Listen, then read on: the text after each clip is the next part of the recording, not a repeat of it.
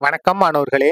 இந்த வீடியோல 9ஆம் வகுப்பு கணிதம் அலகு 4 வடிவியல் இதுல எடுத்துக்காட்டு 4 8 பார்க்க போறோம். என்ன கொடுத்திருக்காங்க பாருங்க. படத்தில் வட்ட மையம் O மற்றும் கோணம் ABC = 30 டிகிரி எனில் கோணம் AOC ஐ காண்க. பாருங்க இந்த படத்தை பாருங்க, கணக்கிலே கொடுத்திருக்காங்க.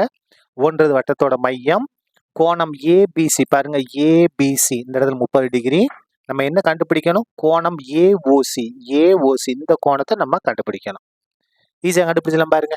நமக்கு ஒரு இது இருக்கு, நிபந்தனை இருக்கு. என்ன அப்படின்னா, இந்த வட்டவில் இருக்கு இல்லையா, இந்த வட்டவில் மையத்தில் தாங்கும் கோணம் என்ன? கோணம் AOC. கோணம் AOC எப்படி இருக்குன்னா பாருங்க, மீதி வட்ட பரிதியில் தாங்கும் கோணத்தை போல் 2 மடங்கு. அப்போ 2 இன்டு என்ன வரும்? கோணம் ABC. கோணம் ABC. சரியா? இது நிபந்தனை. இந்த வட்டவில் மையத்தில் தாங்கும் கோணம் எப்படி இருக்கும்?